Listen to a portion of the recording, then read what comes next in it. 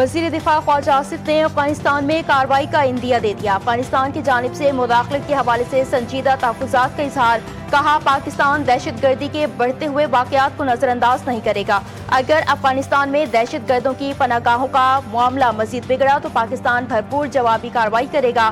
افغان طالبان کی پناہ گاہوں سے دہشت گرد ہمارے خلاف مسلسل حملے کر رہے ہیں۔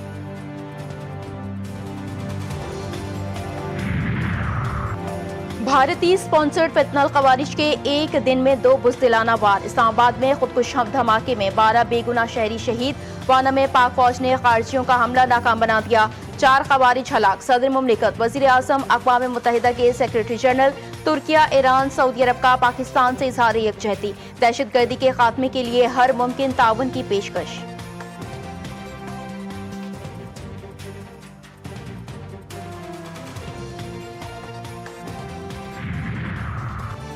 بھارتی حکومت کی غیر ذمہ داری، جنوبی ایشیا خطرناک اسموگ کا شکار، کسانوں کی فصلوں کی باقیات جلانے اور صنعتوں میں بین الاقوامی معیار کی خلاف ورزیاں۔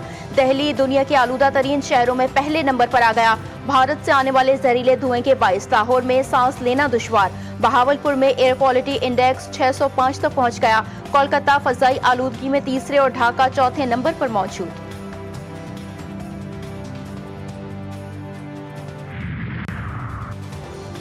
اور ترکیہ کا فوجی کارگو طیارہ جارجیا میں گر کر تباہ، ہلاکتوں کا خدشہ۔ طیارہ آذربائیجان سے پرواز کرنے کے بعد جارجیا میں گر کر تباہ ہوا، حادثے کا شکار ہونے والے طیارے کا ملبہ مل گیا۔ کارگو طیارے میں عملے کے 20 ارکان سوار تھے۔ ترکیہ کے صدر کا حادثے میں قیمتی جانوں کے ضیاع پر اظہار افسوس۔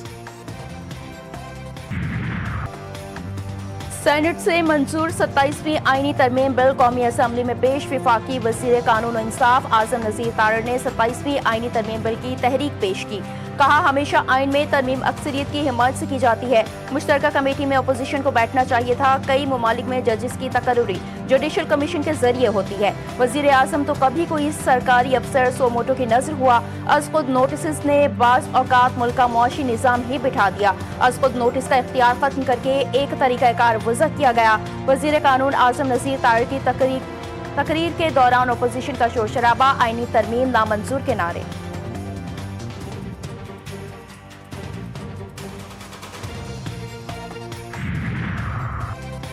ستائیسویں آئینی ترمیم کو ہم نہیں مانتے، آئین مقدس ذمہ داری ہے، آج اس ذمہ داری سے بے ایمانی کی گئی۔ Chairman P T I barrister Gohar نے 27ویں آئینی ترمیم کو باخود ترمیم قرار دے دیا، کہا دنیا کے کس صدر کے پاس استثنا ہوتا ہے؟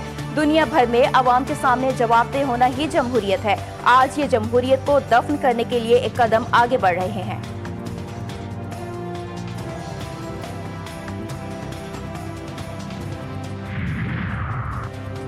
پی ٹی آئی دور میں پارلیمنٹ کا استحقاق مجروح ہوا، یہ جمہوری عمل کو نہیں سمجھتے، ان کے سر سے گزر جاتا ہے۔ پیپلز پارٹی کی رہنما شازیہ مری پی ٹی آئی پر برس پڑی، وفاقی وزیر مصطفیٰ کمال بولے ملک میں لوکل گورنمنٹ کا نظام ہی موجود نہیں، آپ گھر کی دہلیز تک مسائل کا حل نہیں لے کر جا سکتے، اختیارات اور وسائل نچلی سطح پر منتقل نہیں ہوں گے تو لوگ منفی راستہ اپنائیں گے۔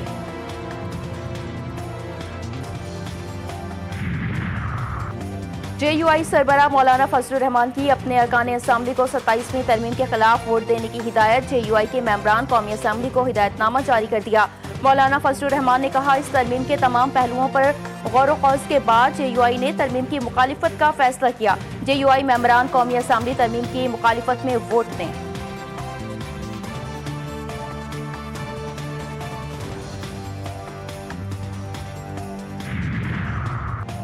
جو جج سچ بولتا ہے وہ انتقام کا نشانہ بنتا ہے، اسلام آباد ہائی کورٹ کو عوامی اعتماد حاصل کرنے پر نشانہ بنایا گیا۔ بہادر ججز کے خط اور اعتراف سپریم کورٹ کے ضمیر پر بوجھ ہیں۔ سپریم کورٹ کے جج جسٹس اطہر منولہ کا 8 اکتوبر کو چیف جسٹس یحییٰ آفریدی کو لکھا گیا خط منظر عام پر آ گیا۔ جسٹس اطہر منولہ نے خط میں لکھا کہ بیرونی مداخلت اب کوئی راز نہیں، ایک کھلی حقیقت ہے، ہم سچ جانتے ہیں مگر صرف چائے خانوں میں سرگوشیوں تک محدود ہیں۔